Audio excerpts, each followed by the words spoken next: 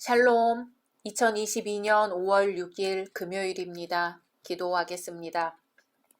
주님, 오늘도 말씀으로 이 하루를 열게 하심을 감사드립니다. 주님, 오늘 하루 우리 생각 속에서 상상하는 하나님만 원할 것이 아니라 있는 그대로의 하나님을 원하게 하소서. 우리의 인간적인 생각을 초월해 계신 하나님을 원하게 하소서.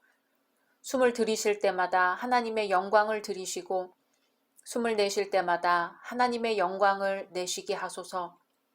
그리하여 우리를 위해 빛을 드러내시는 주님을 만나게 하소서. 예수님의 이름으로 기도드립니다. 아멘.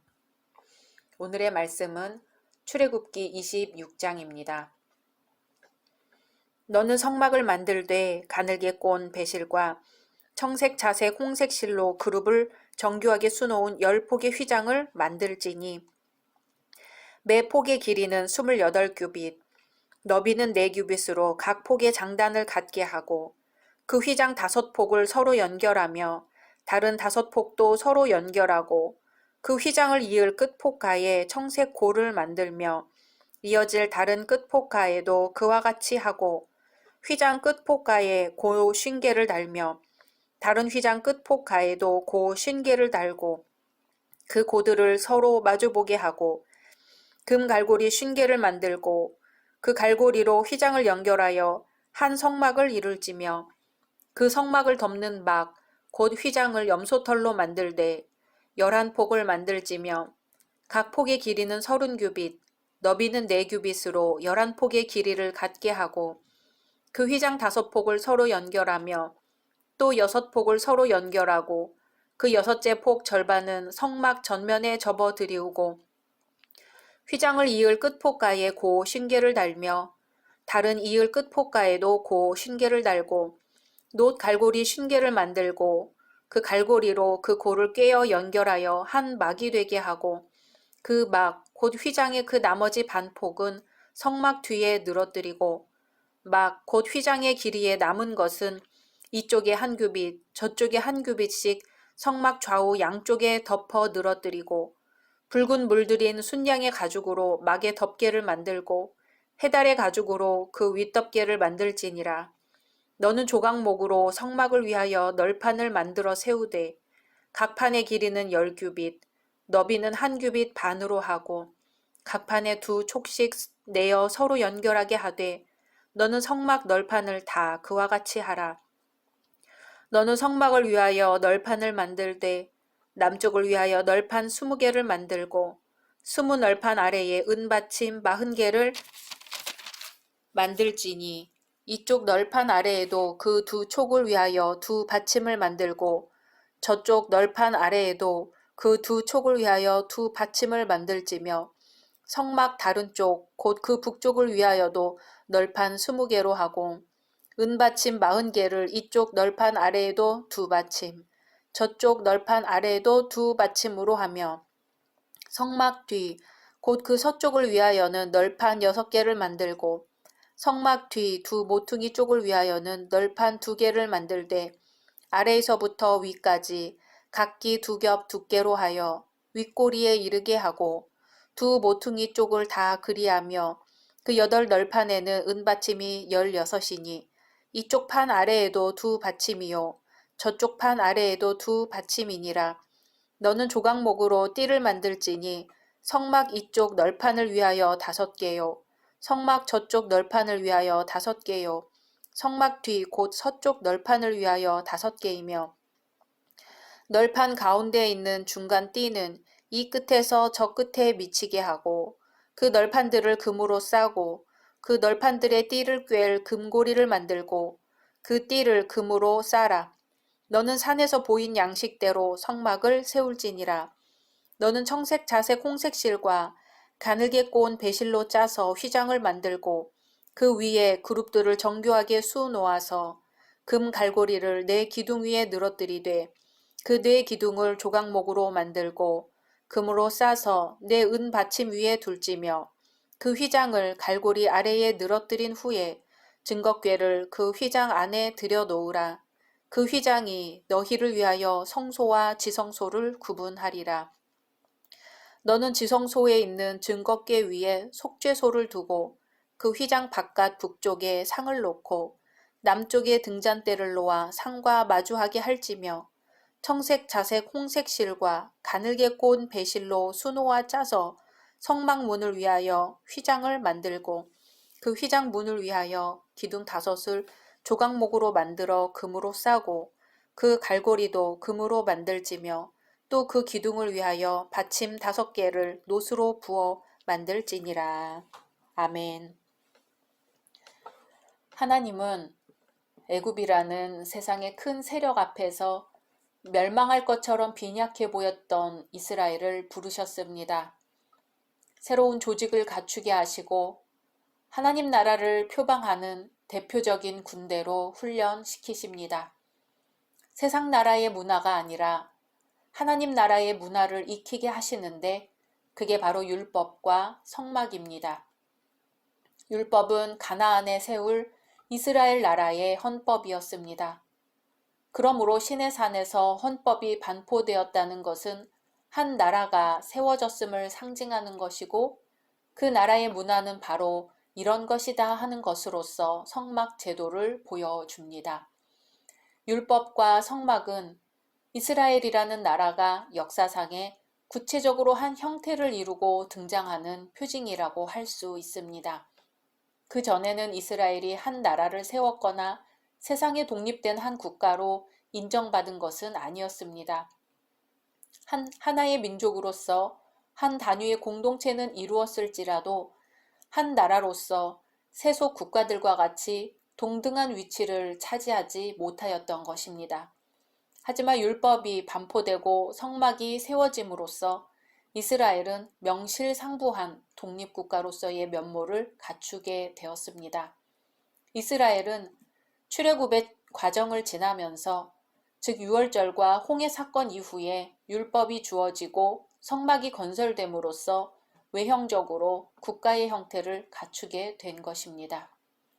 이제부터 이스라엘은 율법과 성막을 중심으로 세상과 구별되는 하나님 나라의 백성으로 살아가게 되었습니다. 세상 속에 살면서도 독립된 공동체를 이루게 된 사건이 바로 출애굽 사건이었습니다. 이스라엘은 이 율법과 성막을 중심으로 하나님 나라의 성품이 무엇이고 그 나라의 문화가 무엇인가를 세상에 드러내어야 했습니다. 이를 위해서 이스라엘은 가나안 문화를 무너뜨리고 그곳에 하나님 나라의 문화를 세우기 위하여 그들과 전투를 수행해야만 합니다. 하나님의 나라가 존재하는 것과 하나님의 통치가 구현되고 있음을 외형적으로 온 세상에 드러내야 하는 역사적인 사명을 가지게 된 것이지요. 성막의 특성은 그 구조를 통해서 알 수 있습니다. 성소 안에 그룹들이 수놓아져 있다는 것은 마치 하늘에 있는 궁전을 연상케 합니다. 그룹들은 천사들입니다. 욥기서나 이사야서에서 볼 수 있는 것처럼 하나님의 궁전은 온 세상의 역사를 결정하는 곳입니다.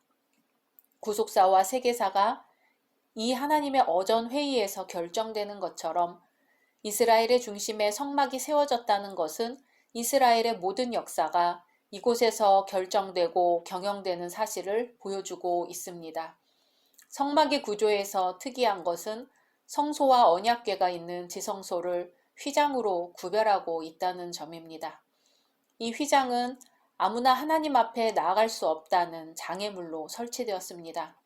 마치 에덴 동산에서 쫓겨난 아담과 하와가 다시 돌아올 수 없도록 하기 위하여 그룹들로 에덴 동산을 지키게 하신 것과 같습니다. 하지만 성막에서는 제사, 곧 예배의 형식을 통해 하나님을 만날 수 있도록 개방되었습니다.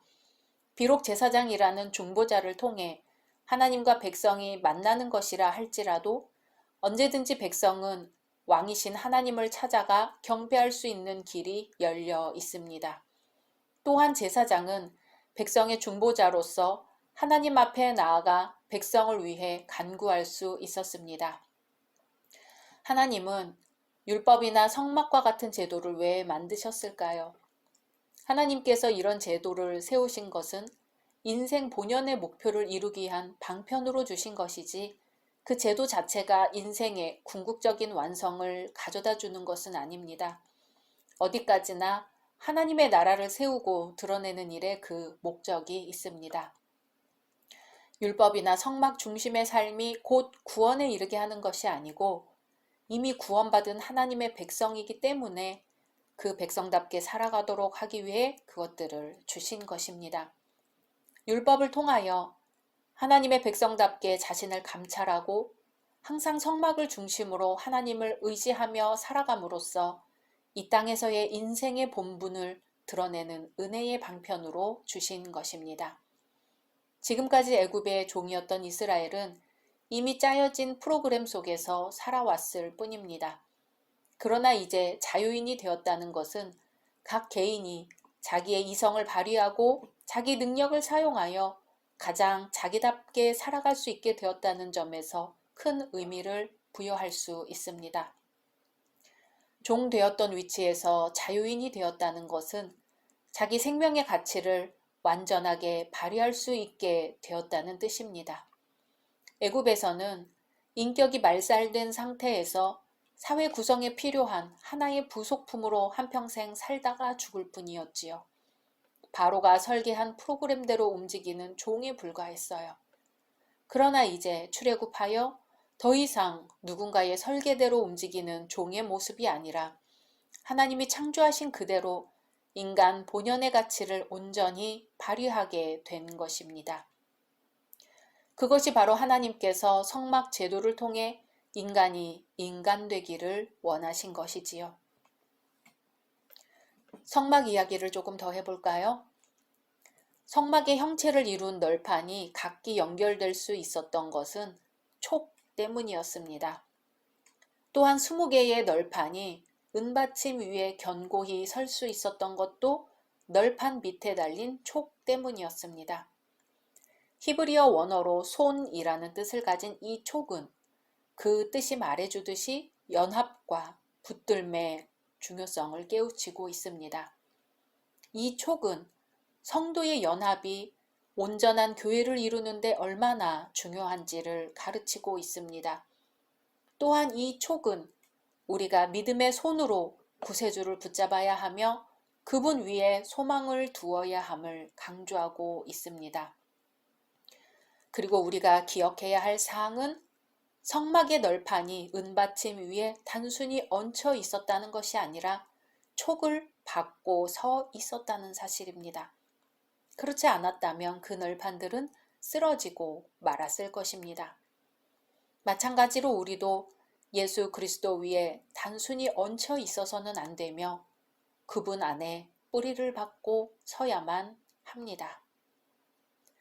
하나님은 성막, 성전뿐만 아니라 우리들의 집에도 거하십니다. 하지만 주께서 특히 거하기를 즐겨하시는 장소는 그 어디도 아닌 바로 우리의 가슴속이라는 것을 기억해야 합니다. 각자 말씀 묵상하신 후 주기도문으로 마치겠습니다. 샬롬, 2022년 5월 7일 토요일입니다. 기도하겠습니다. 주님, 오늘도 말씀으로 이 하루를 열게 하심을 감사드립니다. 주님, 오늘 하루 주님께서 찾아오시기를 기대하면서 깨어있게 하소서. 모든 일 속에서 주님을 발견하게 하소서. 오늘 하루 하나님 앞에 있다고 느끼는 하루가 되게 하소서. 예수님의 이름으로 기도드립니다. 아멘.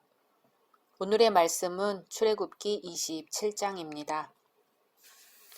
너는 조각목으로 길이가 5규빗, 너비가 5규빗의 제단을 만들되 네모 반듯하게 하며 높이는 3규빗으로 하고 그 네 모퉁이 위에 뿔을 만들되 그 뿔이 그것에 이어지게 하고 그 제단을 노수로 싸고 재를 담는 통과 부삽과 대야와 고기 갈고리와 불 옮기는 그릇을 만들되 제단의 그릇을 다 노수로 만들지며 제단을 위하여 노수로 그물을 만들고 그 위 네 모퉁이에 놋고리 넷을 만들고 그물은 제단 주위 가장자리 아래 곧 제단 절반에 오르게 할지며 또 그 제단을 위하여 채를 만들되 조각목으로 만들고 놋으로 쌀지며 제단 양쪽 고리에 그 채를 꿰어 제단을 매게 할지며 제단은 널판으로 속이 비게 만들되 산에서 내게 보인 대로 그들이 만들게 하라.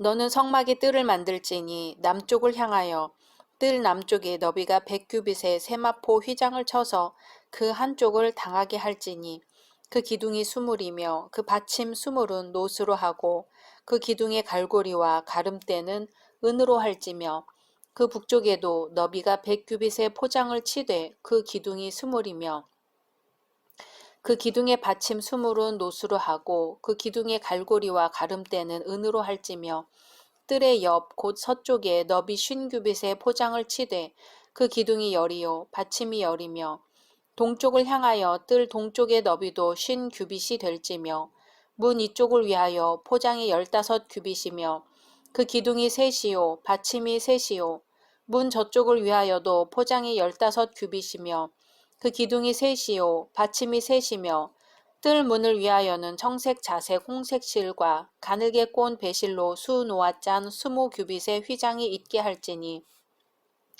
그 기둥이 넷이요 받침이 넷이며 뜰 주위 모든 기둥의 가름대와 갈고리는 은이요 그 받침은 놋이며 뜰의 길이는 100규빗이요 너비는 50규빗이요 세마포 휘장의 높이는 5규빗이요 그 받침은 놋이며 성막에서 쓰는 모든 기구와 그 말뚝과 뜰의 포장 말뚝을 다 놋으로 할지니라.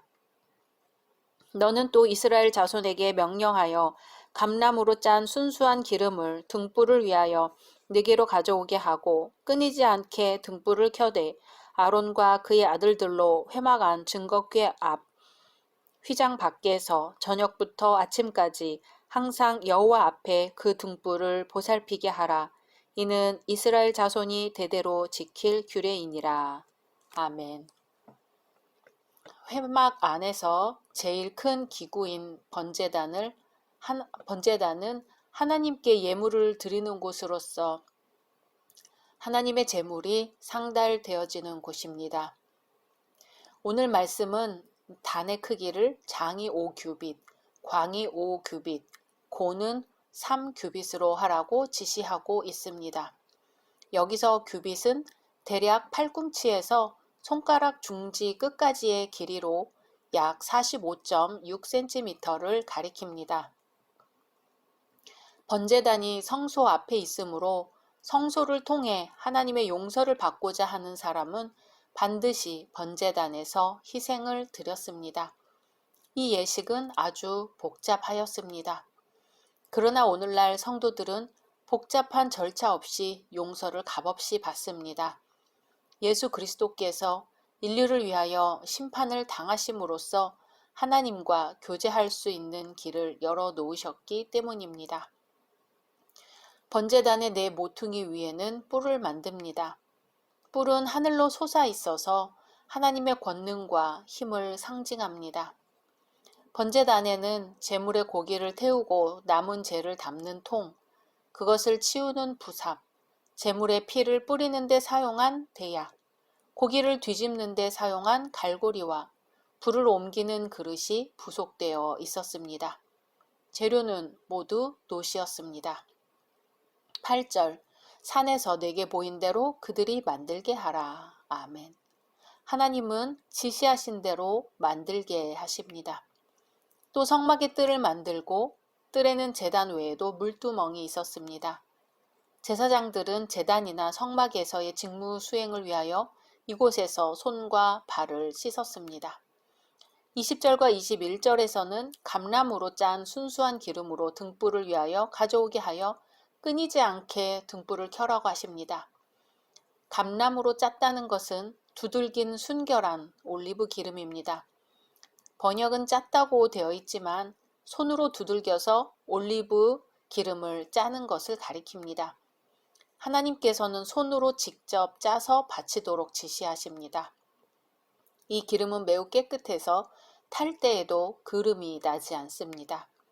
그리고 저녁부터 아침까지 항상 여호와 앞에 그 등불을 보살피게 하십니다. 매일 해가 지고 나서 다시 뜰 때까지 어김없이 등불을 켜고 관리해야 할 임무는 아론과 그 자손들의 몫이었습니다. 물론 낮 동안에는 빛이 성소와 지성소의 막들을 통해서 들어오기 때문에 등불이 필요하지 않았습니다. 등불은 여호와 하나님의 임재를 상징하고 있기 때문에 대단히 중대한 의의를 지녔습니다. 이 때문에 여호와 앞에서 계속 타오르는 불은 가장 좋은 불이어야 했습니다.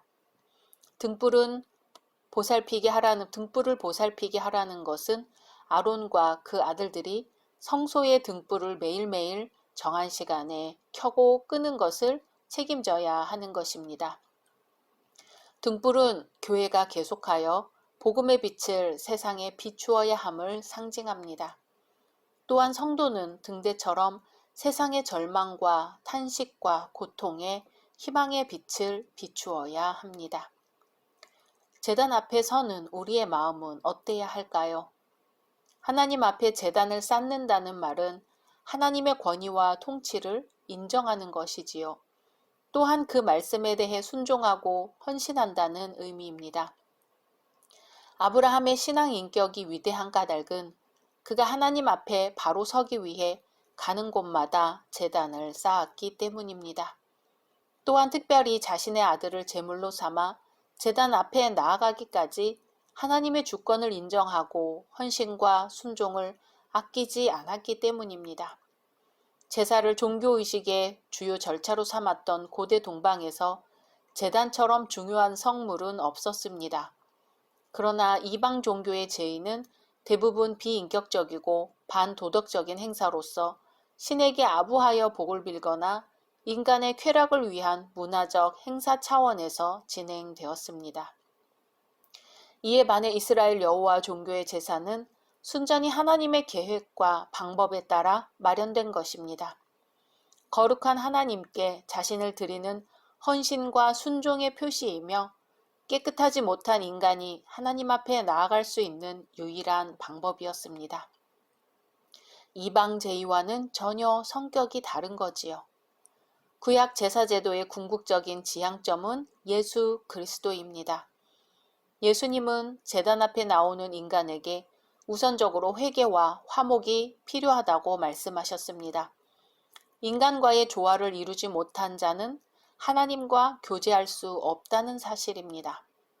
결국 그리스도의 가르침 속에는 제단을 단순한 제사의 장소로서가 아닌 인격적인 하나님의 임재를 인식하는 곳으로 여겨야 한다는 묵시적 경고가 들어 있습니다. 제단 앞에 선 인간의 마음은 가장 낮아진 마음인 동시에 하나님만을 온전히 인식하고 신뢰하는 마음이어야 합니다. 자신을 완전히 죽이는 순전한 마음이어야 합니다. 꼬람데오, 하나님 앞에서라는 뜻이지요. 제사에 임하는 자들은 늘 이 꼬람데오의 마음을 가져야 합니다. 꼬람데오의 마음으로 등불을 켠다는 것은 무엇일까요? 집사님 한 분이 계셨습니다. 예배 시간 30분 전부터 교회 입구에 서서 기쁜 얼굴로 교인들을 반기는 안내자였지요. 날씨가 구주나 좋으나 교회 입구에서 성도들은 그 헌신적인 안내 집사님을 만날 수 있었습니다. 그 집사님은 만나는 사람들마다 그리스도의 평안과 구원받은 자의 기쁨이 무엇인지를 잔잔한 미소로 가르쳐 주었습니다. 어느 추운 날 아침이었습니다. 언제나 그랬듯이 그 집사님의 손이 먼저 악수를 청할 줄 알았는데 추워서인지 주머니에 손을 넣은 채 악수 대신 인사만 하는 것이었습니다.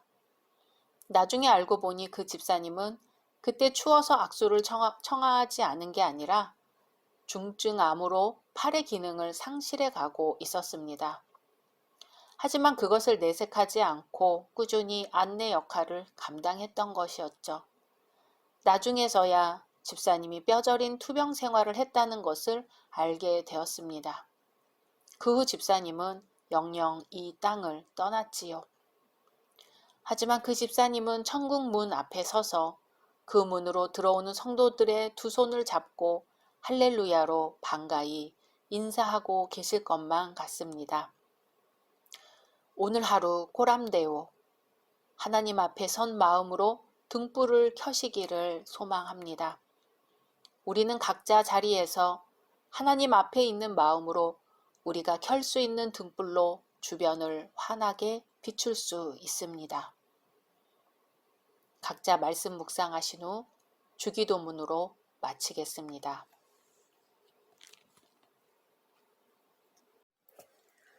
샬롬, 2022년 5월 10일 화요일입니다. 기도하겠습니다. 주님, 오늘도 말씀으로 이 하루를 열게 하심을 감사드립니다. 주님은 때때로 좋은 알곡을 쥐가 쪼아 먹었다고 해서 그 곡식을 다 버리진 않으십니다. 주님을 친구로 둔 이들은 고통이나 예기치 못한 불행조차도 열매를 맺으며 모든 것은 죄까지도 포함하여 함께 협력하여 선을 이루게 하시는 걸 믿습니다. 주님, 오늘 하루도 어둠 속에서 빛을 보게 하소서. 예수님의 이름으로 기도드립니다. 아멘. 오늘의 말씀은 출애굽기 28장입니다.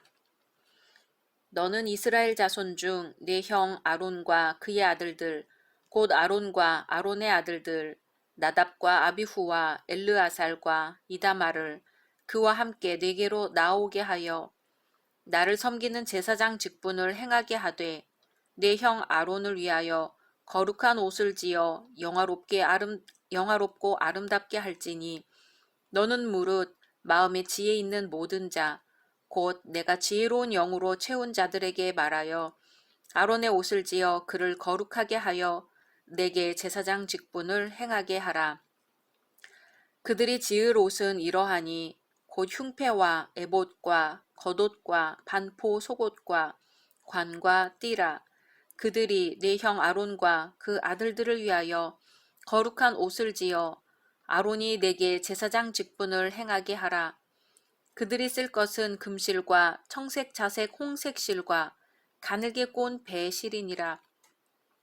그들이 금실과 청색 자색 홍색 실과 가늘게 꼰 배실로 정교하게 짜서 에봇을 짓되 그것에 어깨바지 둘을 달아 그 두 끝을 이어지게 하고 에봇 위에 매는 띠는 에봇 짜는 법으로 금실과 청색 자색 홍색 실과 가늘게 꼰 배실로 에봇에 정교하게 붙여 짤지며 호마노 2개를 가져다가 그 위에 이스라엘 아들들의 이름을 새기되 그들의 나이대로 6 이름을 한 보석에 나머지 6 이름은 다른 보석에 새기라.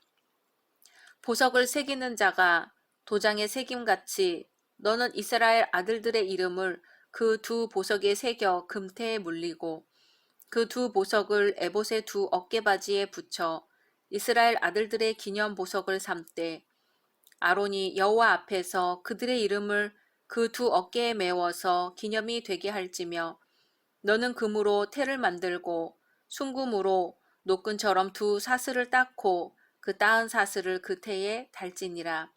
너는 판결 흉패를 에봇 짜는 방법으로 금실과 청색 자색 홍색 실과 가늘게 꼰 배실로 정교하게 짜서 만들되 길이와 너비가 한 뼘씩 2겹으로 네모 반듯하게 하고 그것에 4줄로 보석을 물리되 첫 줄은 홍보석, 황옥, 녹주옥이요. 둘째 줄은 석류석, 남보석, 홍마노요. 셋째 줄은 호박, 백마노, 자수정이요. 넷째 줄은 녹보석, 호마노, 벽옥으로 다 금태에 물릴지니 이 보석들은 이스라엘 아들들의 이름대로 12이라. 보석마다 12지파의 한 이름씩 도장을 새기는 법으로 새기고 순금으로 노끈처럼 따은 사슬을 흉패 위에 붙이고 또 금고리 2를 만들어 흉패 위 곧 흉패 두 끝에 그 두 고리를 달고 따은 두 금 사슬로 흉패 두 끝 두 고리에 꿰어 매고 두 따은 사슬의 다른 두 끝을 에봇 앞 두 어깨바지에 금테에 매고 또 금고리 둘을 만들어 흉패 아래 양쪽 가 안쪽 곧 에봇에 닿은 곳에 달고 또 금고리 둘을 만들어 에봇 앞 두 어깨바지 아래 매는 자리 가까운 쪽 곧 정교하게 짠 띠 위쪽에 달고 청색 끈으로 흉패 고리와 에봇 고리에 꿰어 흉패로 정교하게 짠 에봇 띠 위에 붙여 떨어지지 않게 하라. 아론이 성소에 들어갈 때에는 이스라엘 아들들의 이름을 기록한 이 판결 흉패를 가슴에 붙여 여호와 앞에 영원한 기념을 삼을 것이니라. 너는 우림과 둠밈을 판결 흉패 안에 넣어 아론이 여호와 앞에 들어갈 때에 그의 가슴에 붙이게 하라. 아론은 여호와 앞에서 이스라엘 자손의 흉패를 항상 그의 가슴에 붙일지니라. 너는 에봇 받침 겉옷을 전부 청색으로 하되 두 어깨 사이에 머리 들어갈 구멍을 내고 그 주위에 갑옷 깃같이 깃을 짜서 찢어지지 않게 하고 그 옷 가장자리로 돌아가며 청색 자색 홍색 실로 석류를 수놓고 금방울을 간격을 두어 달되 그 옷 가장자리로 돌아가며 한 금방울, 한 석류, 한 금방울, 한 석류가 있게 하라. 아론이 입고 여호와를 섬기러 성소에 들어갈 때와 성소에서 나올 때에 그 소리가 들릴 것이라. 그리하면 그가 죽지 아니하리라. 너는 또 순금으로 패를 만들어 도장을 새기는 법으로 그 위에 새기되 여호와께 성결이라 하고 그 패를 청색끈으로 관 위에 매되 곧 관 전면에 있게 하라. 이 패를 아론의 이마에 두어 그가 이스라엘 자손이 거룩하게 드리는 성물과 관련된 죄책을 담당하게 하라. 그 패가 아론의 이마에 늘 있으므로 그 성물을 여호와께서 받으시게 되리라. 너는 가는 배실로 반포 속옷을 짜고 가는 배실로 관을 만들고 띠를 수놓아 만들지니라. 너는 아론의 아들들을 위하여 속옷을 만들며 그들을 위하여 띠를 만들며 그들을 위하여 관을 만들어 영화롭고 아름답게 하되 너는 그것들로 내 형 아론과 그와 함께한 그의 아들들에게 입히고 그들에게 기름을 부어 위임하고 거룩하게 하여 그들이 제사장 직분을 내게 행하게 할지며 또 그들을 위하여 배로 속바지를 만들어 허리에서부터 두 넓적다리까지 이르게 하여 하체를 가리게 하라. 아론과 그의 아들들이 회막에 들어갈 때에나 제단에 가까이 하여 거룩한 곳에서 섬길 때에 그것들을 입어야 죄를 짊어진 채 죽지 아니하리니 그와 그의 후손이 영원히 지킬 규례니라. 아멘. 오늘 말씀은 아론과 그의 아들들이 성막에서 사역할 때 입어야 할 의복에 대한 내용을 다루고 있습니다. 이 의복의 목적은 2절에 나옵니다. 거룩한 옷을 지어 영화롭고 아름답게 할지니. 아멘. 바로 거룩한 옷으로서 영화롭고 아름답게 하기 위한 것입니다. 흥미롭게도 3절부터 나오는 아론의 제사장 직분에 우선하여 이 의복의 거룩성을 규정하고 있다는 점이죠. 우선 영화롭고 아름답다는 것은 아주 값비싸고 귀중한 물품을 재료로 삼았다는 사실을 추측하게 합니다. 또 무엇보다도 의복에 소요되는 물품들이 주로 성막에 사용된 물품들과 겹친다는 거예요. 예를 들면 금, 청색실, 자색실, 홍색실, 가늘게 꼰 배실, 그리고 귀한 돌들과 같은 도구들입니다. 즉 의복들의 의미는 성막, 특히 지성소가 거룩하신 하나님의 임재를 나타내듯이 제사장이 입는 의복은 단지 장신구로서의 의미가 아니라 하나님의 임재를 상징합니다. 대제사장의 복장은 그 역할과 기능에 있어서 예수 그리스도의 인격과 성품을 예표합니다. 흉패는 네모 반듯하며 제사장이 입는 에봇 앞가슴에 달았습니다. 이 위에는 이스라엘의 12지파를 상징하는 보석이 달려 있었으며 그 안에는 우림과 둠밈이 들어 있었습니다. 이스라엘 백성들은 하나님의 뜻을 묻기 위해서 우림과 둠밈이 들어있는 에봇을 입은 제사장에게로 나아왔습니다. 이 흉패는 택한 백성을 일일이 기억하시고 또한 사랑으로 품어주시는 그리스도의 사랑과 보호를 상징합니다. 에봇은 금실과 청색, 자색, 홍색실, 가늘게 꼰 배실로 만들어졌으며 제사장이 제일 겉에 입는 옷이었습니다. 이 옷은 예수 그리스도의 영광과 아름다움을 상징합니다. 겉옷은 에봇 안쪽에 입는 옷으로서 에봇을 받쳐주는 옷이라는 점에서 에봇 받침 겉옷으로 불렸습니다. 이 옷은 청색으로 만들어졌으며 이는 그리스도의 하늘의 신성을 상징합니다. 반포 속옷은 하얀 배실로 만든 것으로 옷 안쪽에 입었습니다. 이 옷은 오늘날의 속옷과 같이 제일 안쪽에 입는 옷을 말하지 않고 평상시 입는 겉옷을 말합니다. 이런 면에서 볼 때 겉옷은 에봇을 받쳐준다는 특징이 있고 속옷은 일반적인 겉옷, 즉 바깥에서 보여지는 옷이라는 데 그 특징이 있습니다. 이것은 예수 그리스도의 순결한 인성을 상징합니다. 관은 하얀 배실로 만들어진 것으로 원추형 모양을 하고 있습니다. 이 관은 하나님 앞에 머리를 감추는 것으로서 제사장들이 하나님의 말씀에 그대로 순종한다는 것을 나타냅니다. 이것은 하나님의 권위에 순종하시는 그리스도의 모습을 연상시킵니다. 띠는 대제사장이나 제사장이 허리에 두르는 끈으로서 옷이 내려오거나 흩어지지 않도록 고정시키는 역할을 합니다. 이것은 예수 그리스도의 종으로서 겸손과 사랑의 실천을 예표합니다. 성패는 제사장이 머리에 쓰는 관에 매는 판으로서 여호와께 성결이라는 글자가 쓰여졌습니다. 하나님께서 대제사장의 성결을 보증하신다는 의미입니다. 또한 이것은 예수 그리스도가 순결한 자로서 하나님께 받아들여짐을 뜻합니다. 실로 예수 그리스도께서는 죄를 알지 못하신 분으로 우리를 대신해 하나님께 나아가 속죄하셨습니다.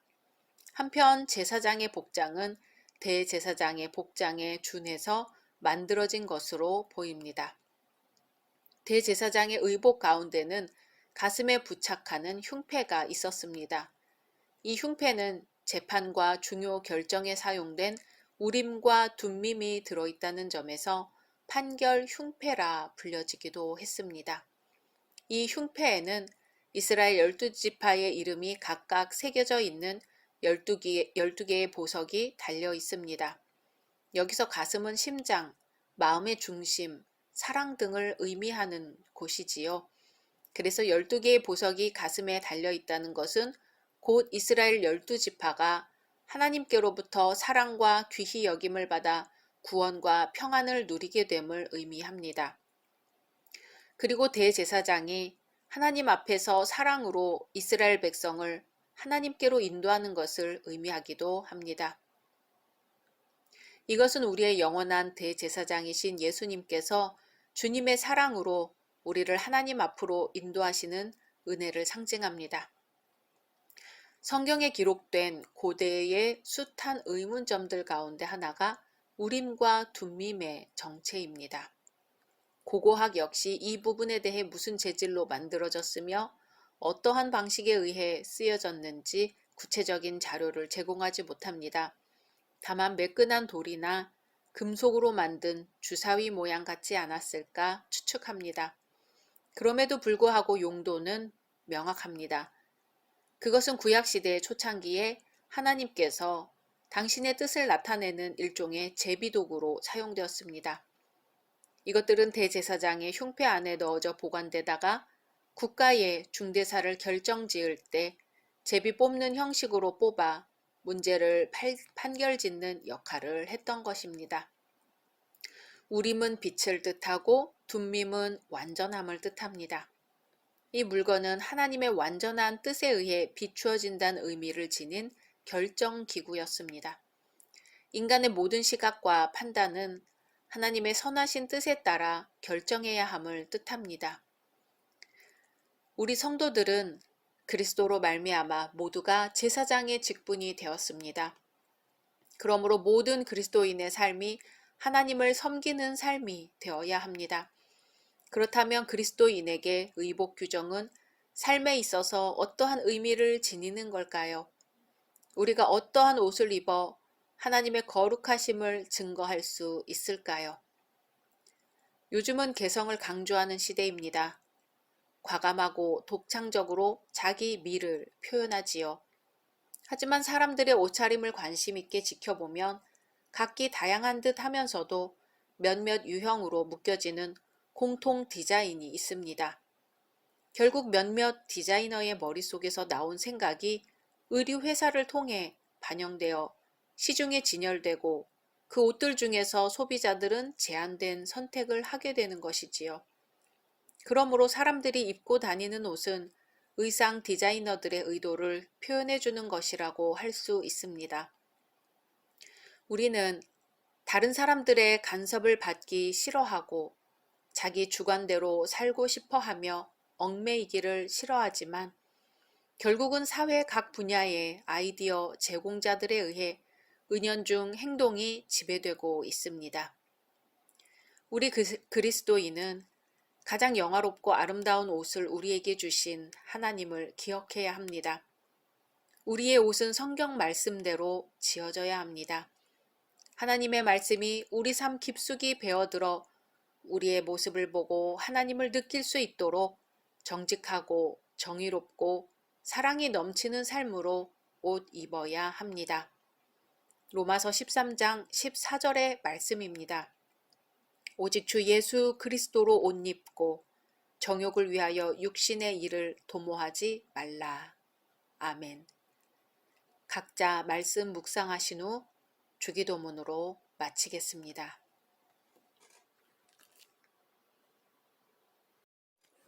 샬롬, 2022년 5월 11일 수요일입니다. 기도하겠습니다. 주님, 오늘도 말씀으로 이 하루를 열게 하심을 감사드립니다. 주님, 오늘 하루 있는 그대로의 우리 모습을 받아주시는 주님을 만나게 하소서. 그런 주님을 생각하며 우리 안에 있는 죄된 것들에서 일어서게 하소서. 죄와 실패 가운데서도 분연히 일어서서 주님께로 가는 것을 멈추지 않게 하소서. 예수님의 이름으로 기도드립니다. 아멘. 오늘의 말씀은 출애굽기 29장입니다. 네가 그들에게 나를 섬길 제사장 직분을 위임하여 그들을 거룩하게 할 일은 이러하니 곧 어린 수소 하나와 흠 없는 순양 둘을 택하고 무교병과 기름 섞인 무교 과자와 기름 바른 무교 전병을 모두 고운 밀가루로 만들고 그것들을 한 광주리에 담고 그것을 광주리에 담은 채 그 송아지와 두 양과 함께 가져오라. 너는 아론과 그의 아들들을 회막문으로 데려다가 물로 씻기고 의복을 가져다가 아론에게 속옷과 에봇 받침 겉옷과 에봇을 입히고 흉패를 달고 에봇에 정교하게 짠 띠를 띠게 하고 그의 머리에 관을 씌우고 그 위에 거룩한 패를 더하고 관유를 가져다가 그의 머리에 부어 바르고 그의 아들들을 데려다가 그들에게 속옷을 입히고 아론과 그의 아들들에게 띠를 띠우며 관을 씌워 그들에게 제사장의 직분을 맡겨 영원한 규례가 되게 하라. 너는 이같이 아론과 그의 아들들에게 위임하여 거룩하게 할지니라. 너는 수송아지를 회막 앞으로 끌어오고 아론과 그의 아들들은 그 송아지 머리에 안수할지며 너는 회막 문 여호와 앞에서 그 송아지를 잡고 그 피를 네 손가락으로 제단 뿔들에 바르고 그 피 전부를 제단 밑에 쏟을지며 내장에 덮인 모든 기름과 간 위에 있는 꺼풀과 두 콩팥과 그 위에 기름을 가져다가 제단 위에 불사르고 그 수소의 고기와 가죽과 똥을 진 밖에서 불사르라. 이는 속죄제니라. 너는 또 순양 한 마리를 끌어오고 아론과 그의 아들들은 그 순양의 머리 위에 안수할지며 너는 그 순양을 잡고 그 피를 가져다가 제단 위에 주위에 뿌리고 그 순양의 각을 뜨고 각 장부와 다리는 씻어 각을 뜬 고기와 그 머리와 함께 두고 그 순양 전부를 제단 위에 불사르라. 이는 여호와께 드리는 번제요 이는 향기로운 냄새니 여호와께 드리는 화제니라. 너는 다른 순양을 택하고 아론과 그 아들들은 그 순양의 머리 위에 안수할지며 너는 그 순양을 잡고 그것의 피를 가져다가 아론의 오른쪽 귓뿌리와 그의 아들들의 오른쪽 귓뿌리에 바르고 그 오른손 엄지와 오른발 엄지에 바르고 그 피를 제단 주위에 뿌리고 제단 위에 피와 관유를 가져다가 아론과 그의 옷과 그의 아들들과 그의 아들들의 옷에 뿌리라. 그와 그의 옷과 그의 아들들과 그의 아들들의 옷이 거룩하리라. 또 너는 그 순양의 기름과 기름진 꼬리와 그것의 내장에 덮인 기름과 간 위의 꺼풀과 두 콩팥과 그것들 위의 기름과 오른쪽 넓적다리를 가지라. 이는 위임식의 순양이라. 또 여호와 앞에 있는 무교병 광주리에서 떡 한 개와 기름 바른 과자 한 개와 전병 한 개를 가져다가 그 전부를 아론의 손과 그의 아들들의 손에 주고 그것을 흔들어 여호와 앞에 요제를 삼을지며 너는 그것을 그들의 손에서 가져다가 제단 위에서 번제물을 더하여 불사르라. 이는 여호와 앞에 향기로운 냄새니 곧 여호와께 드리는 화제니라. 너는 아론의 위임식 순양의 가슴을 가져다가 여호와 앞에 흔들어 요제를 삼으라. 이것이 내 분깃이니라. 너는 그 흔든 요제물 곧 아론과 그의 아들들의 위임식 순양의 가슴과 넓적 다리를 거룩하게 하라. 이는 이스라엘 자손이 아론과 그의 자손에게 돌릴 영원한 분깃이요 거제물이니 곧 이스라엘 자손이 화목제의 제물 중에서 취한 거제물로서 여호와께 드리는 거제물이니라. 아론의 성인은 후에 아론의 아들들에게 돌릴지니 그들이 그것을 입고 기름 부음으로 위임을 받을 것이며 그를 이어 제사장이 되는 아들이 회막에 들어가서 성소에서 섬길 때에는 이레 동안 그것을 입을지니라. 너는 위임식 순양을 가져다가 거룩한 곳에서 그 고기를 삶고 아론과 그의 아들들은 회막문에서 그 순양의 고기와 광주리에 있는 떡을 먹을지라. 그들은 속죄물 곧 그들을 위임하며 그들을 거룩하게 하는 데 쓰는 것을 먹되 타인은 먹지 못할지니 그것이 거룩하기 때문이라. 위임식 고기나 떡이 아침까지 남아 있으면 그것을 불에 사를지니 이는 거룩한즉 먹지 못할지니라. 너는 내가 네게 한 모든 명령대로 아론과 그의 아들들에게 그같이 하여 이레 동안 위임식을 행하되 매일 숫송아지 하나로 속죄하기 위하여 속죄제를 드리며 또 제단을 위하여 속죄하여 깨끗하게 하고 그것에 기름을 부어 거룩하게 하라. 너는 이레 동안 제단을 위하여 속죄하여 거룩하게 하라. 그리하면 지극히 거룩한 제단이 되리니 제단에 접촉하는 모든 것이 거룩하리라. 내가 제단 위에 드릴 것은 이러하니라. 매일 1년 된 어린 양 2마리니 한 어린 양은 아침에 드리고 한 어린 양은 저녁 때에 드릴지며 한 어린 양에 고운 밀가루 10분의 1 에바와 찌은 기름 4분의 1 흰을 더하고 또 전제로 포도주 4분의 1 흰을 더할지며 한 어린 양은 저녁 때에 드리되 아침에 한 것처럼 소제와 전제를 그것과 함께 드려 향기로운 냄새가 되게 하여 여호와께 화제로 삼을지니 이는 너희가 대대로 여호와 앞 회막문에서 늘 드릴 번제라. 내가 거기서 너희와 만나고 네게 말하리라. 내가 거기서 이스라엘 자손을 만나리니 내 영광으로 말미암아 회막이 거룩하게 될지라. 내가 그 회막과 제단을 거룩하게 하며 아론과 그의 아들들도 거룩하게 하여 내게 제사장 직분을 행하게 하며 내가 이스라엘 자손 중에 거하여 그들의 하나님이 되리니 그들은 내가 그들의 하나님 여호와로서 그들 중에 거하려고 그들을 애굽 땅에서 인도하여 낸 줄을 알리라. 나는 그들의 하나님 여호와니라. 아멘. 창세기로부터 시작해서 오늘 출애굽기 29장까지 새벽 새벽 성경 말씀을 따라오고 계신 성도님들, 여기까지 오시느라 정말 수고 많으셨습니다. 창세기에서 이야기를 듣듯이 재미있게 듣고 출애굽기에 애굽의 고난과 홍해를 건너는 짜릿함을 넘어서면 매우 지루한 광야 이야기가 우리를 기다리고 있습니다. 이스라엘 백성이 이 지루한 광야가 언제 끝날지 힘들어하고 불평했던 것처럼 출애굽기, 레위기, 민수기, 신명기를 넘어가기가 참 힘들지요. 하지만 여기까지 잘 하셨습니다. 잘 따라오셨습니다. 조금만 더 힘내시기를 바랍니다.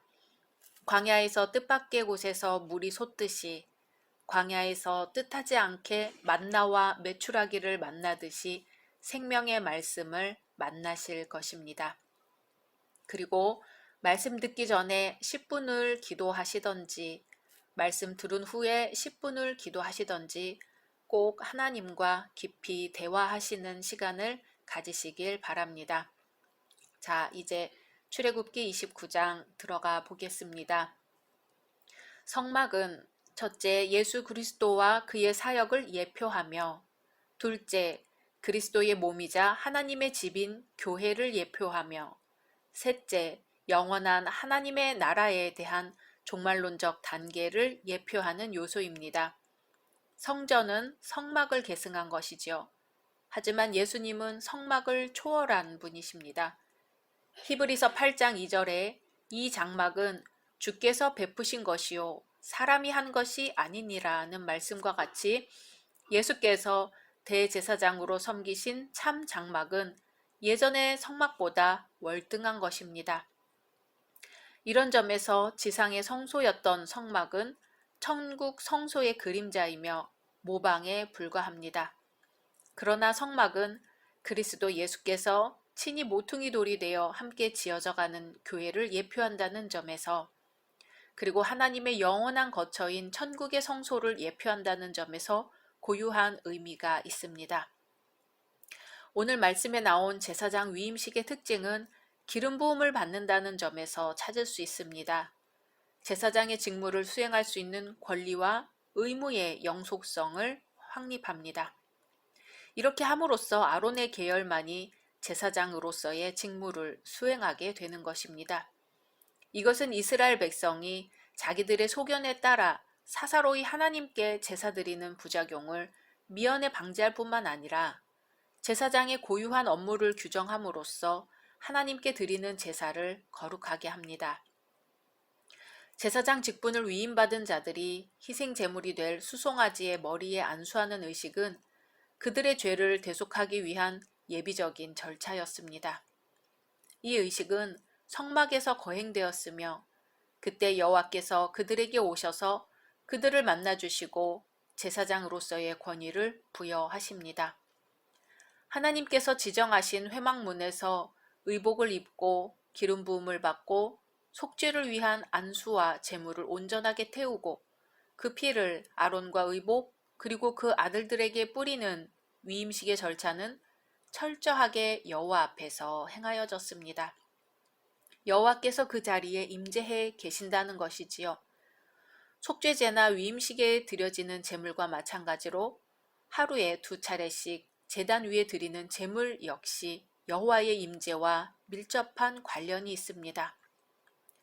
이 제물은 하루의 일과가 시작되는 아침과 밤이 시작되기 직전인 저녁에 드려졌습니다. 이것은 하루 일과가 여호와께 드리는 것에서 시작되며 여호와와 더불어 끝나고 있음을 의미합니다. 나아가 여호와께서 그들과 친히 함께 일상생활에 참여하심을 보여주고 있습니다. 여호와께서 그곳에 계시지 않는다면 아침 저녁으로 제물을 드리는 행위는 아무런 의미가 없습니다. 제의는 하나님의 존재를 인정하는 것에서 끝나지 않고 하나님의 임재를 증거하는 것이어야 합니다. 46절에서 나는 그들의 하나님 여호와니라고 하신 말씀에서 성막 예배의 특성을 찾을 수 있습니다. 모든 예배의 절차와 성막의 집기들은 한결같이 여호와의 임재를 상징하고 나아가 여호와께서 그들을 만나신다는 외형적인 증거입니다. 하나님의 임재는 눈으로 보거나 손으로 만져서 알 수 있는 것이 아닙니다. 하지만 성막에서 진행되는 모든 절차와 양식은 거기에 하나님이 임재하신다는 사실을 증거해주고 있습니다. 그러므로 성막 예배에 참여하는 백성은 누구나 그들과 함께 계시는 여호와를 만날 수 있습니다. 오늘 말씀에서 아론과 그 아들들의 제사장직 위임식이 거행되는 목적이 뭘까요? 바로 하나님을 섬길 제사장 직분을 위임함에 있어 그들을 거룩하게 하기 위해서이지요. 곧 하나님께서는 택하신 자들을 성별케 하신다는 것입니다. 현대를 살아가는 우리에게 있어 구별되게, 성별되게 산다는 것은 무엇을 의미하는 것일까요? 구별된다는 것은 나 자신만의 순수함과 고결함을 위해 인적 없는 산에 들어가거나 사람들과 거리를 두고 산다는 뜻이 아닙니다. 오히려 사람들 속에서 그 중심을 잃지 않고 그리스도인답게 살아갈 때 그 구별된 모습이 나타납니다. 구별되게 살려는 사람은 자기 희생도 감수해야 합니다. 세상과 멀어지는 소외감도 느낄 수도 있고, 불이한 돈을 받던 손이 이제는 아무것도 받지 않아 이전에 누리던 것을 누리지 못할 수도 있습니다. 주님은 내가 거룩하니 너희도 거룩하라고 말씀하십니다. 우리가 걷는 이 길은 혼자 걷는 길이 아니고 주님과 동행하는 길입니다. 세상에 줄 수 없는 평화, 세상에 줄 수 없는 기쁨, 세상에 줄 수 없는 만족이 주님과 걷는 길에 있습니다. 오늘도 주님과 동행하시며 승리하시기를 소망합니다. 각자 말씀 묵상하신 후 주기도문으로 마치겠습니다. 샬롬, 2022년 5월 12일 목요일입니다. 기도하겠습니다. 주님, 오늘도 말씀으로 이 하루를 열게 하심을 감사드립니다. 주님, 오늘 하루 실수를 저질렀을 때 후회가 아닌 회개를 하게 하소서. 그리하여 회개할 때마다 사랑이 더욱 새로워지고 커지게 하소서. 예수님의 이름으로 기도드립니다. 아멘. 오늘의 말씀은 출애굽기 30장입니다. 너는 분향할 제단을 만들지니 곧 조각목으로 만들되 길이가 한 규빗, 너비가 한 규빗으로 네모가 반듯하게 하고 높이는 2규빗으로 하며 그 뿔을 그것과 이어지게 하고 제단 상면과 전후 좌우면과 뿔을 순금으로 싸고 주위에 금테를 둘을 찌며 금테 아래 양쪽에 금고리 둘을 만들되 곧 그 양쪽에 만들지니 이는 제단을 매는 채를 꿰을 곳이며 그 채를 조각목으로 만들고 금으로 싸고 그 제단을 증거궤 위 속죄소 맞은편 곧 증거궤 앞에 있는 휘장 밖에 두라. 그 속죄소는 내가 너와 만날 곳이며 아론이 아침마다 그 위에 향기로운 향을 사르되 등불을 손질할 때에 살을 찌며 또 저녁 때 등불을 켤 때에 살을 찌니 이 향은 너희가 대대로 여호와 앞에 끊지 못할지며 너희는 그 위에 다른 향을 사르지 말며 번제나 소제를 드리지 말며 전제에 술을 붓지 말며 아론이 1년에 한 번씩 이 향단 뿔을 위하여 속죄하되 속죄제의 피로 1년에 한 번씩 대대로 속죄할지니라. 이 제단은 여호와께 지극히 거룩하니라. 여호와께서 모세에게 말씀하여 이르시되 네가 이스라엘 자손의 수요를 조사할 때에 조사받은 각 사람은 그들을 계수할 때에 자기의 생명의 속전을 여호와께 드릴지니 이는 그들을 계수할 때에 그들 중에 질병이 없게 하려 함이라. 무릇 계수 중에 드는 자마다 성소의 세겔로 반 세겔을 낼지니 한 세겔은 20게라라. 그 반 세겔을 여호와께 드릴지며 계수 중에 드는 모든 자 곧 20살 이상 된 자가 여호와께 드리되 너희의 생명을 대속하기 위하여 여호와께 드릴 때에 부자라고 반 세겔에서 더 내지 말고 가난한 자라고 덜 내지 말지며 너는 이스라엘 자손에게서 속전을 취하여 회막 봉사에 쓰라. 이것이 여호와 앞에서 이스라엘 자손의 기념이 되어서 너희의 생명을 대속하리라. 여호와께서 모세에게 말씀하여 이르시되 너는 물두멍을 노수로 만들고 그 받침도 노수로 만들어 씻게 하되 그것을 회막과 제단 사이에 두고 그 속에 물을 담으라. 아론과 그의 아들들이 그 두멍에서 수족을 씻되 그들이 회막에 들어갈 때에 물로 씻어 죽기를 면할 것이요 제단에 가까이 가서 그 직분을 행하여 여호와 앞에 화제를 사를 때에도 그리할지니라. 이와 같이 그들이 그 수족을 씻어 죽기를 면할지니 이는 그와 그의 자손이 대대로 영원히 지킬 규례니라. 여호와께서 모세에게 또 말씀하여 이르시되 너는 상등 향품을 가지되 액체 모략 500세겔과 그 반수의 향기로운 육개 250세겔과 향기로운 창포 250세겔과 계피 500세겔을 성소의 세겔로 하고 감람 기름 한 흰을 가지고 그것으로 거룩한 관유를 만들되 향을 제조하는 법대로 향기름을 만들지니 그것이 거룩한 관유가 될지라. 너는 그것을 회막과 증거궤에 바르고 상과 그 모든 기구이며 등잔대와 그 기구이며 분향단과 및 번제단과 그 모든 기구와 물두멍과 그 받침에 발라 그것들을 지극히 거룩한 것으로 구별하라. 이것에 접촉하는 것은 모두 거룩하리라. 너는 아론과 그의 아들들에게 기름을 발라 그들을 거룩하게 하고 그들이 내게 제사장 직분을 행하게 하고 이스라엘 자손에게 말하여 이르기를 이것은 너희 대대로 내게 거룩한 관유니 사람의 몸에 붙지 말며 이 방법대로 이와 같은 것을 만들지 말라. 이는 거룩하니 너희는 거룩히 여기라. 이와 같은 것을 만드는 모든 자와 이것을 타인에게 붓는 모든 자는 그 백성 중에서 끊어지리라 하라.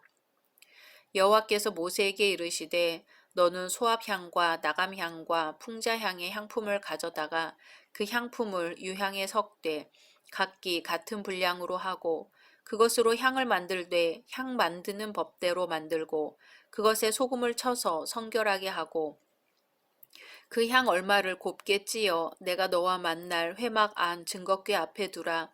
이 향은 너희에게 지극히 거룩하니라. 네가 여호와를 위하여 만들 향은 거룩한 것이니 너희를 위하여는 그 방법대로 만들지 말라. 냄새를 맡으려고 이 같은 것을 만드는 모든 자는 그 백성 중에서 끊어지리라. 아멘. 성막의 다른 집기들도 마찬가지이지만 특히 향단은 하나님의 임재를 상징하는 데 있어서 가장 현저한 기능을 가지고 있습니다. 특별히 구별해 제조한 값비싼 향을 아침 저녁으로 향단에서 태울 때 그 향기는 이스라엘에게 특별한 의미를 가집니다. 첫째, 여호와 하나님께서 그 향의 향기를 흠양하신다는 사실입니다. 둘째, 여호와께서 그 향기를 흠양하신다는 것은 이스라엘의 신앙 고백이 여호와 앞에 연락되고 있음을 의미합니다. 셋째, 이스라엘은 여호와의 통치 아래에 있음을 의미합니다. 이처럼 향을 사르는 행위는 여호와에 대한 이스라엘의 신앙을 고백하는 것이기도 합니다. 이스라엘이 항상 기억해야 할 것 중 하나는 그들이 하나님을 위해 특별히 구별되었다는 성결 의식입니다. 성결은 그들이 하나님의 백성으로 구별되었다는 외형적인 신앙 고백인 동시에 신앙의 내용이기도 합니다. 이스라엘을 대표하는 제사장들에게 있어서 특별히 성결을 요구하시는 것도 이와 같은 맥락에서 이해되어야 합니다. 회막에 들어갈 때마다 물로 씻어 죽음을 면하도록 물두멍을 성막에 두는 것 역시 같은 의미를 가집니다. 특히 하나님은 제사장의 성결과 성막의 성결을 위해 특수하게 제조되는 모략을 만들도록 요구하셨습니다. 이것은 그만큼 하나님께서 이스라엘에게 성결을 요구하고 있다는 사실을 보여줍니다. 성결한 삶을 통해 하나님의 통치를 드러낸다는 것은 이스라엘이 하나님의 나라로서 그 자태를 드러내는가, 그렇지 않은가를 구별할 수 있는 외형적인 척도입니다. 어떤 이유에서든 성결이 무너지고 무시되는 사회는 결코 하나님의 나라를 드러낼 수 없습니다. 즉, 성막을 섬기는 일이나 성막의 제의에서 성결을 찾을 수 없다면 혹은 이미 오염되어 더 이상 성결을 찾을 수 없다면 거기에서 더 이상 성막으로서의 기능을 찾을 수 없습니다. 또한 이스라엘에게서 성결을 찾을 수 없다면 역시 거기에서도 하나님 나라의 특성을 찾을 수 없습니다. 하나님을 위해 특별하게 제조된 관유나 향을 어떤 목적으로든 자기 자신을 위해 만드는 자를 살려두지 말라고 하신 건 역시 이런 의미에서 이해될 수 있습니다. 그만큼 하나님의 나라는 성결한 나라인 것입니다. 바로 전까지 성막과 성막에 관련된 각종 기물들이 열거되었으나 오늘 말씀에서는 돌연 생명의 속전에 관한 계시가 나옵니다. 성막에 대한 이야기 중간에 갑작스레 튀어나온 인구조사와 그에 따른 속전 제도의 실시는 얼핏 보면 성막 제도와 관계없는 기사로 보입니다. 그러나 이것은 성막 건립의 재정 수입에 대한 보충 설명이라는 점에서 성막 건립에 관계된 본문 전후의 내용과 깊은 연관이 있습니다. 생명의 속전은 이스라엘 백성이 자신들을 구원하여 주신 대가로 하나님께 바쳐야만 하는 일종의 의무적 종교세였습니다. 즉 과거 하나님은 이스라엘 백성들을 애굽의 노예 상태에서 건져내어 그들을 구원하셨습니다. 이렇게 거두어진 돈은 성막 건립과 기구들을 만드는 데 사용되어졌습니다.